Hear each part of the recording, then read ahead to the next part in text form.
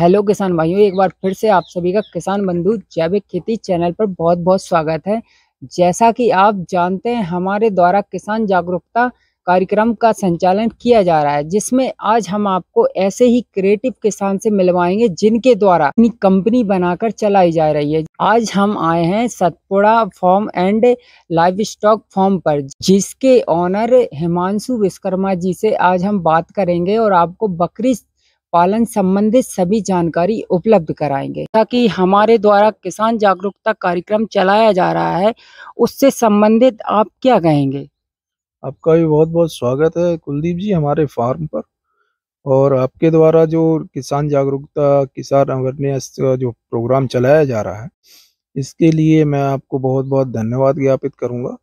और आपसे एक सहयोग और चाहूंगा कि आप खासकर युवाओं को एक संदेश जरूर दें कि आज के समय में युवा जो खेती छोड़ के अपने पारंपरिक खेती और पारंपरिक जो काम है उनको छोड़कर जो नौकरी की तलाश में यहाँ वहाँ भटक रहे हैं, तो गांव के युवा जो हैं अपने जिनके पास पर्याप्त जमीनें हैं, जिनके पास पर्याप्त पैसा है इन्वेस्ट करने के लिए, वो कुछ ना कुछ ऐसी जगह पैसा इन्वेस्ट करें जिससे आमदनी भी हो, लोगों को रोजगार भी मिले।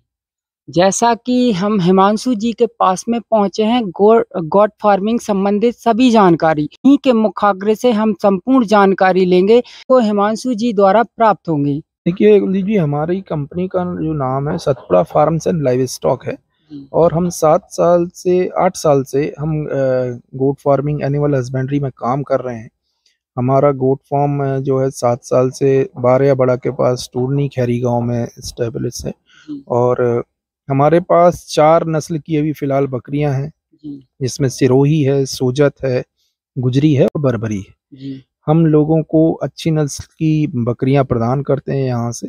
और अभी जो हमारे पास एनिमल हैं वो सभी ब्रीडिंग पर्पस के एनिमल हैं। जी भैया, तो जैसे कोई युवा अगर इस व्यापार को स्टार्ट करना चाहता है तो उसे किन किन सावधानियों को बरतना होगा? देखिए, गोट फार्मिंग को स्टार्ट करने के लिए सबसे पहली चीज तो ये है कि आपको एक जुझारू टाइप का व्यक्ति होना चाहिए, कि आपकी लगन भी होना चाहिए किसी भी पशुपालन का काम करने में या कोई भी काम करने में। अगर आपकी लगन नहीं है तो आप नहीं कर सकते। तो सबसे पहली चीज तो लगन होना चाहिए कि हाँ, हमें गोट फार्मिंग करना है। और दूसरी चीज होना चाहिए कि पेशेंस, धैर्य जिसको हम बोलते हैं। तो पेशेंस होना बहुत जरूरी, क्योंकि 2 साल में ही गोट फार्मिंग का रिजल्ट सामने आ पाता है। और अगर लोग चाहें कि हम तुरंत उससे फायदा कमा सके तो तुरंत ये संभव नहीं है। आने वाले समय में जो गोट फार्मिंग इंडस्ट्री है वो 22% की ग्रोथ रेट पर अभी चल रही है। और आने वाला जो समय है बहुत अच्छा समय है गोट फार्मिंग का। हमारे जिले में पर्याप्त संभावनाएं हैं गोट फार्मिंग की। प्रदेश स्तर पे बहुत अच्छी संभावनाएं हैं। लोग गोट फार्मिंग की तरफ आकर्षित भी हो रहे हैं। गोट फार्मिंग की शुरुआत करने में जो परेशानियां आती हैं, वो सबसे पहली जो परेशानी आती है कि लोगों को जानकारी नहीं होती और वो कहीं से भी एनिमल लेके आ जाते हैं और रख के पालने लगते हैं। तो सबसे पहली चीज तो पर्याप्त आपको जानकारी होना चाहिए। इसके लिए आपको किसी अच्छे संस्थान से प्रशिक्षण लेना चाहिए या किसी अच्छे फार्म पर जाकर आपको वर्किंग देखना चाहिए, वहां से प्रशिक्षण लेना चाहिए। तो जैसे हिमांशु जी, आपने हमें बताया कि युवाओं को पहले इससे संबंधित जानकारी प्राप्त कर लेना चाहिए। तो जैसे कोई युवा अगर नए नए रूप से इस व्यापार को स्टार्ट करता है। देखिए, हम जनरली तौर पर तो वैसे जो भी फार्म विजिट करने आते हैं और अगर कुछ वो पूछते हैं तो हम उनको जानकारी देते हैं। बाकी हमारा ट्रेनिंग प्रोग्राम भी हम महीने में एक बार हम ट्रेनिंग प्रोग्राम रखते हैं। और गवर्नमेंट की तरफ से भी ट्रेनिंग प्रोग्राम चलाए जा रहे हैं, जिसमें प्रशिक्षण देने मैं भी जाता हूँ। और अभी हमारे यहाँ नरसिंहपुर जिले में नरसिंहपुर पशुपालन डिपार्टमेंट का एक फार्म है चिनकी उमरिया में, वहाँ पर भी ट्रेनिंग प्रोग्राम आयोजित होते रहते हैं। और आगामी समय में नवंबर माह में फिर एक ट्रेनिंग प्रोग्राम आयोजित होना है। तो जो भी युवा अगर जाना चाहें वहाँ पर, तो वो वहाँ पर संपर्क कर सकते हैं या फिर मेरे नंबर पर मुझसे बात करके मुझसे संपर्क कर सकते हैं। तो वहाँ पर ट्रेनिंग दी जा रही है। हिमांशु जी, इसमें विभागीय सपोर्ट किस प्रकार की होती है? जैसे लोन से संबंधित हो गया या फिर और भी कोई ट्रेनिंग वगैरह, जिसमें आवेदक जो आवेदन करना चाहे वो किस प्रकार से कर सकता है? देखिए, गवर्नमेंट के द्वारा अभी कई प्रकार की योजनाएं चलाई जा रही हैं पशुपालन पर, और बकरी पालन के लिए भी गवर्नमेंट की दो योजनाएं हैं। जो एक स्टेट लेवल की जो योजना है वो 10+1 की यूनिट के लिए है, और एक 525 एनिमल की योजना है वो सेंट्रल गवर्नमेंट की है। 525 वाली जो योजना है वो नेशनल लाइव स्टॉक मिशन के तहत, वो बहुत बड़ा प्रोजेक्ट है, तो शुरुआत में तो वो कोई भी व्यक्ति नहीं करना चाहेगा। 10+1 की योजना के बारे में मैं आपको बता देता हूँ। इसके लिए आपको पहली चीज तो प्रशिक्षित होना चाहिए, किसी भी संस्थान से प्रशिक्षण प्रमाण पत्र आपके पास होना चाहिए। दूसरा, फिर आपको जाके आवेदन करना पड़ेगा अपने निकटतम पशु चिकित्सालय में, वहां से आवेदन फिर जाएगा जिला चिकित्सालय और संचालक महोदय के पास, वहां से फिर आपको सब्सिडी इशू की जाएगी, और उस सब्सिडी में आपको 7,000 रुपये के लगभग आपको खुद का मार्जिन देना है, और 34,000 रुपये 34,000 रुपये आपका सब्सिडी आ जाती है, बाकी का बैंक फाइनेंस हो जाता है। जैसे कि हिमांशु जी ने बताया कि हमें विभागीय सपोर्ट और ट्रेनिंग किस प्रकार से मिल सकती है। हिमांशु जी, मैं एक और क्वेश्चन पूछना चाहूंगा आपसे, कौन कौन सी नस्ल होती है? इसका भी जनता के बीच में या जो कृषक है उसको अभाव होता है। भारत में बेसिकली 26 प्रकार की बकरियां की नस्ल होती है जो रजिस्टर्ड है CIRG से, सेंट्रल रिसर्च इंस्टीट्यूट ऑन गोट से। तो 26 नस्लें जो हैं वो रजिस्टर्ड हैं। बाकी तो भारत में बहुत सारी नस्ल की बकरियां पाई जाती हैं, और हमारे यहाँ MP में खासकर जो है, MP में कोटा है, कोटा नस्ल की बकरी पाली जाती है, मालवा नस्ल की बकरी पाली जाती है, सिरोही पाली जाती है, बर्बरी पाली जाती है। MP एक ऐसा प्रदेश है कि आप यहाँ पर हर नस्ल की बकरियों का पालन कर सकते हैं, और खासकर अपने नरसिंहपुर जिले में सिरोही, सोजत, गुजरी, बर्बरी, इन 4 नस्लों का बहुत अच्छा ग्रोथ आता है, और बहुत अच्छे से ये सरवाइव कर जाती है। इसमें बकरियों को जो रोग होते हैं, महत्वपूर्ण जो रोग हैं जिनसे किसानों को निपटना बहुत ही आवश्यक है, उस विषय में भी हमारे दर्शकों को बताएं। देखिए, बकरियों में मुख्यतः जो बीमारियां आती हैं वो संक्रामक बीमारियां आती हैं, जैसे PPR हुआ, एंटोटॉक्सीमिया हुआ, FMD हुआ, खुरपका मुहपका जिसको बोलते हैं। तो इनमें सबसे पहली चीज तो ये है कि प्रॉपर वैक्सीनेशन करवाएं किसान, कोई भी व्यक्ति है, चाहे वो देसी बकरी पाले या फिर ये नस्लों पर जाए, कोई भी प्रकार की बकरी अगर वो पाल रहा है तो उसको वैक्सीनेशन पूरा पर्याप्त करवाना चाहिए। दूसरी चीज, डिवर्मिंग टाइम पे टाइम करना चाहिए, और उनका ध्यान रखने के लिए पर्याप्त अच्छे से ध्यान रखा जाए बकरियों का। और सबसे पहली चीज ये है कि उनको बारिश और ठंड से बचाया जाए।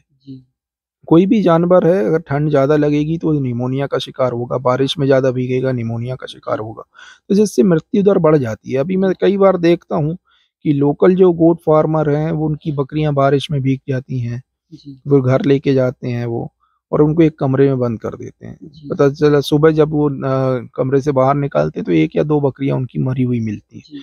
तो ये जानकारी का अभाव है लोगों के पास, और लोग कहते जरूर हैं कि हमारे यहाँ हम पुश्तों से बकरियां पाल रहे हैं, ये कर रहे हैं, वो कर रहे हैं, पर मैं नहीं मानता कि वो ज्यादा फायदा कमा सकते होंगे, क्योंकि कमर्शियल गोट फार्मिंग एक अलग है और ट्रेडिशनल गोट फार्मिंग करना अलग है। कमर्शियल गोट फार्मिंग जो भी व्यक्ति करता है वो फायदा ही कमा के जाता है, और ट्रेडिशनल जो करता है वो सिर्फ थोड़ा बहुत मुनाफा कमाता है, बाकी नुकसान तो उसको होता ही है। आपके द्वारा जो छोटे बकरी पालक हैं उनके लिए कोई संगठन बनाया गया है क्या?